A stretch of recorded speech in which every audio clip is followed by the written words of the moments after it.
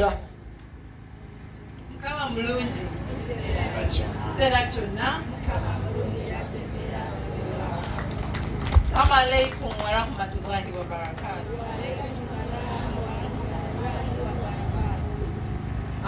Kama kwogera nze Nabukera Hanifa Asabye era nga ndi musanyufu nnyo okubanga ndi wamu n'abakyala bannange abakabe market. Era nze omukyala akiikirira district y'e Mukono parliament. Nsanyuse nnyo okubalaba era nga essanyu lyange mugenda kuliraba. Actually mwatandise ddo diraba kubanga bwe bampise okujja okubaawo omukolo guno saafunyemu nkenyera wadde neŋŋamba kanzije ndina okulaba bantu n'ebigambo byengenda okubawa ku 10 kasita mutolako ebibiri nga bya mugaso ekyo kijja kumpa essanyu.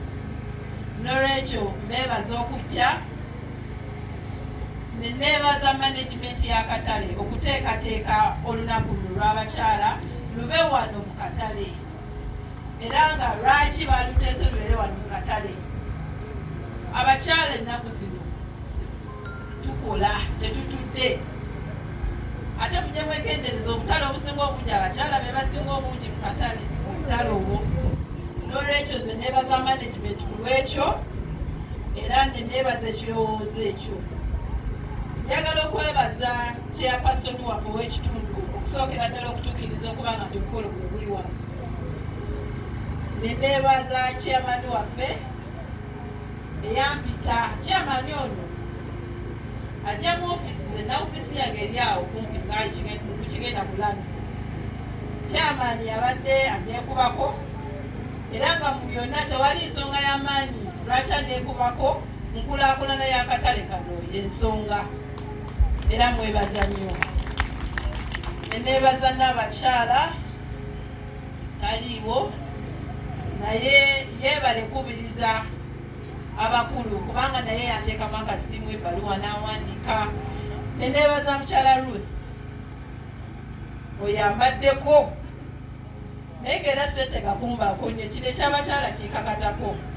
N'olwekyo nkwebaza n'abakyala waffe mbeebaza mwenna.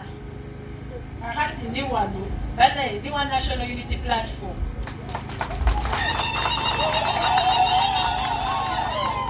Era nga ze president wange Kyagulanyi oyo sijja kumwogerako. Bwebanga ndi wano mumanya ne Kyagulanyi ali wano kubanga era nze minisita w'eddembe ly'obuntu mu gavumenti ya Kyagulanyi yasiima nannonda. Era nga sinnagenda mu maaso nnyo kwogera bigambo bingi wano, njagala okusooka okwebaza abantu mwenna abatuyirawo mubi ne mutuwa obululu obungi bwe butyo okutandikira ku President Kyagulanyi ne mudda ku area MP waffe wa wano ne mudda ku nze Kamwa Koogera Nabukera ate ne mutuweera bakansala bange bano obululu wano bakansala bwe bali wano era nga natambudde nabo ba National Unity Platform okutwaliza awamu. Nze ndi musanyufu nnyo bwe naatandika okwebaza sijja kukoma, otherwise buli muntu yenna mu kiti kye mwebaza era musiima kyakoze oba kyakola mu mbeera mwatambulira. N'olwekyo njagala okubeebaza esikubeebaza. Okudda ku mulamwa gw'olwaleero nze nenyumirizaamu mu lunaku lw'abakyala. Okusookera ddala ntwala disitulikiti y'Amagombolera 18 disitulikiti ennene nnyo era nga nina ebizinga ebisukka mu 10 ekkoome. N'olwekyo olwajjo nabadde mu lutabaalo lwa mikolo paka olwaleero ate sinaba kufundikira omwezi gwa Maachi ffenna olwo olunaku lwonna omwezi gwonna gw'abakyala. Era emikolo gyatandise jjo ogwalwaleero n'omukolo omukulu ogwa disitulikiti nagwo tugenda gutegeka. Kitegeeza nti tukyatambula omwezi guno gwonna okwetoloola kulaba nti nno ffe tujaguza olunaku lwaffe. Lwaki tujaguza olunaku lw'abakyala? Nze gye nvudde emabega eyo emyaka si mingi nnyo naye era giwera, edda abakyala batumanyizanga kubeera manju. Abakyala ffe twali abafumbi. Muleme kulaba ennaku zino nti kakati abaami bafumba, naye nga ffe twalinga mufumbiro, ffe twalinga emanju, ffe twali tukola ebyo byonna bye mutegedde. Ate bwe tumaliriza bwe tutyo n'abaami nabo ne tubateteekanya. Oyo omukyala essaawa y'olwaleero twavaayo. Era njagala okubategeeza kyobalaba abakyala mutuddawo mutenti, buli wotuka omukyala waali, buli wotuka omukyala waali avuba, akola mu katale ne mu ofisi batuddeyo, kati beetaba ne mu byobufuzi. Abasiraamu tebatukkirizanga abakyala kwetaba mu byabufuzi. Naye bwe nali mu Islamic University ne nesimba obwagiri president ne muwangula, naye ng'era bagamba nti wabeeko abakulemberawo omusajja gobeere bwoti bwoti bwoti. Kwegamba nga ebyobufuzi abakyala tetuliyo. Naye essaawa y'olwaleero omukyala ali byabufuzi, omukyala mukozi, abakyala bakulembeze, ffe sipiika owaffe mukyala. Kwegamba ndi musanyufu nnyo kyomolaba ndi wano olwaleero nga njaguza olunaku lw'abakyala. Era nga njagala okubateeza buli mukyala gyali asobola, ate buli mukyala asobola okukolerawo waali. Tolina kubawo nokyali okukola. Bwe kasita oba nga olina obwongo osobola okukola ekyo ekikutwala mu maaso. N'olwekyo bweyakuwa amagezi ojje weetetenkanye ofunye kapito, obeere wano mu katale otunde n'amagoba weekulaakulanye, ago gepita amagezi. Abalala gye bali batudde balera ngalo, naye nabo tugenda bakwatako. Nze n'abakyala bangi nnyo nnyo munakifuma disitulikiti yonna, naye njagala okubategeeza nze ndi musanyufu nnyo n'abakyala bange. Kinewobanga tukusanze olera engalo, tujja kufunira sikiiru mwojja byonna obikolerawo wokola ki wooli. Badde wano nga ntudde ne bampa proposal wano nga newankubadde oli wano mu katale era weetagawo okumanya okwenjawulo okusingako awo wooli, era nga ekyo kisanyukidde nnyo nga kisobola okuba nga kitugattako okusinza, kubanga okusoma tekuggwa. Ate njagala okubategeeza oyinza okutuulawo ng'olina ekiri omwo munda omwo kyotamanyi tokirina. Era nga senga omusomo gwazze ne bakusomesa ekyo ekintu n'okikwata n'okikola, weewunya nti ddala ze mbadde nsobola okuluka bino byonna ebintu bulijjo mbadde ndi kuki. Kwegamba buli lunaku lwa kuyiga, ate tetugenda koowa kuyiga kubanga ffe twagala kwekulaakulanya ng'abakyala. N'olwekyo mu mbeera eyo nasanyukidde nnyo eyo puroguramu, era nga jja gibeeramu nnyo wakati. Yakugibeeramu okulaba nti no training egenda mu maaso tugatibweko kwanga amagezi ge tulina. Naye kyeneerabidde ndi mukyala munnamateeka era nga njagala okubategeezako ku kintu kimu bwe kiti nti tuzze akatale kano kalina etteeka lyako, tulina market act. Naye njagala okubategeeza etteeka ly'akatale lyadda lyakomadde okukola buli kimu ekiri omwo kibadde kyetaaga ennongoosereza. N'olwekyo ne tufunayo nasanga MP omu n'ajjayo ebbago ly'etteeka n'asaba ne ba MPs abalala twegatte mu nnongoosereza y'etteeka tusobole okulaba nga etteeka ly'akatale tusobole okulaba nti etteeka ly'akatale tuluziwuza liddemu lituyambe. Naalibadde ndi wano nga mbannyonnyola etteeka eryo naye obudde si bungi, wabula ngenda banyokolako katono nnyo. Twakamaliriza eri obuvubi, era abavubi njagala okubategeeza President Museveni yateeseeko omukono, n'olwekyo etteeka kati ligenda kukola. Naye ffe abaali mu tteeka eryo nga tulongoosa ennongoosereza y'etteeka eryo bano abantu bonna be mulaba ab'amagye abaali basumbuwa abantu ku mazzi abo twabagoba mu tteeka tebakyalimu. Era njagala okubategeeza abavubi bagenda kuba bajja kumanya nti nze nvuba okuva wano mpaka wano, n'ennema etwala okuva wano mpaka wano. Emisolo ani agitwala? Si nnema kujja kusasula kanso n'egyebasaba. Buli omu asuubira tayagala okujja okuwoza abantu ajja awoza abantu b'ennyanja. Twateesewo ennongozereza nga agenda okuba nga awoza kitongole gundi era kibeere nga kirambikibwa. Kyekyo kye twagala tukole ku tteeka lyaki ly'akatale. Etteeka ly'akatale ligenda kuba mu management, naye nga neyo management egoberera etteeka.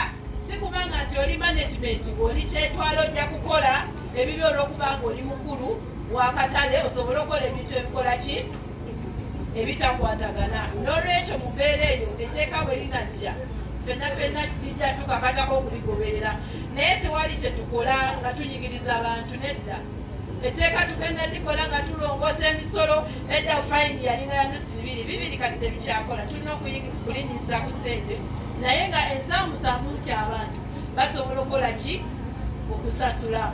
Ne tumanya ani avunaanyizibwa akatale. Tulina obutale bwa gavumenti n'obutale obuli private. Twetaaga kumanya bano bagwawa na bano bagwawa, kyekyetagisa ku bano na kyekyetagisa. Njagala okubabuulira buli lwe tukola nga tutambula mu mateeka ng'ate nga tegatunyigiriza tujja kutambula bulungi. Era nze mbakakasa nti tunagenda okumaliriza etteeka. Mulimbuulira terigenda kubanyigiriza. Ndikomawo wano ne mbagamba nti kaakati etteeka lyayise era baliteeseko omukono era ligamba likwata ku kino na kino, naye nga mbakakasa nti tetujja kunyigirizibwa. Era nga mu kyo njagala okwebaza nina former MP former mayor Mwami Senyonga yatukala bulungi nnyo ng'akyali wano. Mumukubireko mu ngalo. Kyenva mulaba nti kati newumuyita bwe bugalo obwo, ate nga kulirwa okola ekintu ng'oli musanifu abantu basinga, naawe muli okyeyakola ki okyeyagaliramu. N'olwekyo meeya wonaleko byonna bibyo baana oli mugaga. Meeya Honorable Senyonga webale nnyo akaseera ako bwali wano byonna bye wakola.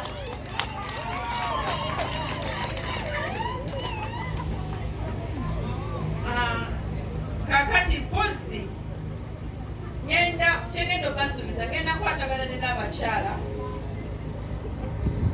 ajja kuwumbulira project oba programs etutambuza mu katale.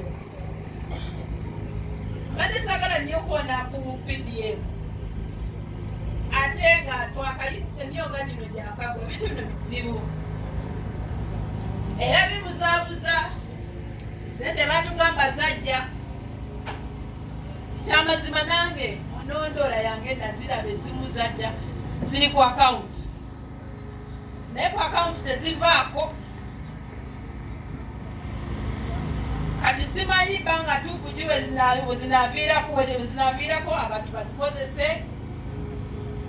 N'abantu abamu zijjukira oba ebbanga lyemaze nga ntambula nga tunoonyereza ku PDM, mulimu n'abantu abamu abeewandiisa nga ne gundi zaabwe zaabawusinga. Kakati simanyi n'embeera eyo, era mbagambe ebikola biki bibuzaabuza. Era tugenda kutwala obuvunaanyizibwa ffe nga tuteeka ekijinji kw'abantu abo abaleeta PDM. Mazima etuyambe era nga twagala etuyambe.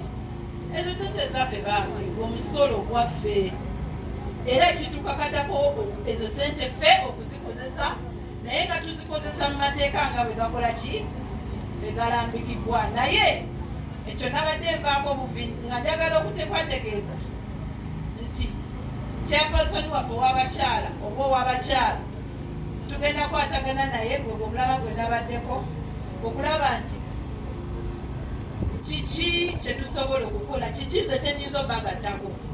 Kyamikisa mubi nnyo, mbadde wano wakutuula wano paka ssaawa ezo nze we naliyogeredde naye nina etteeka mu palamenti essaawa ya leero erikwatagana ku bakozi ne bayita NSSF. Esente zaffe bazibye, esente z'omuntu ng'akoze ebbanga lyonna abantu bazigabanye. N'olwekyo essaawa ya leero essaawa 8 tugenda kuliddako twalitandika tubabuuze akanana akataano sente ezo ani yabawa olukusa okuzikwatako esente y'omukozi kwegamba tegedde abantu bava n'okufa ng'esente ezo tebazifunye naye abantu abalala ne bazigabana ng'abantu abamu bakyali balamu kwegamba bo ne beegazanira mu sente ezo 10% tugyetaaga ennyonnyolwe. N'olwekyo kyenva mulaba nti omukolo gulimu lukwayokwayo, otherwise n'alyongedde okutegeera omulamwa waawe tutuuse ebigendererwa byaffe ne vision ki gye tulina ngaffe banakame market. Siri munakuwavu nnyo, mukyala Fatuma mulaba obudde bwonna, era nze ntuula mu ofisi yange buli mande ntuulamu okulaba abaloozi bange bagamba ki. Tobola abakyamani ono yajja ne twogeramu mu mbeera ey'akatale. So n'olwekyo tugenda kwatagana ne mukyala Fatuma tulabe nti ndo twogerezaganya okulaba nze ng'omubaka omukyalo wa disitulikiti ki kyembagattako. Era n'alivudde wano nga nkyogeddeko senga mbadde briefed bulungi naye nga bwe mbagambye mbu era ajja kukifuna era obubaka ajja kukola ki ajja kubatuuzaako. Wala we mbadde ntudde training bagyogeddeko naye tewali nasoma naye mbadde mbeetaaga omuntu ayongera okukola ki okugirambulula. Kyentegedde tulina budget ey'okutraininga abantu baffe skills naye mu budget eyo ngenda kubakwatirako $5,000 era ngenda kuzireka wano siryakusuubiza naze nede omukale tulabe nti n'abantu baffe abakyala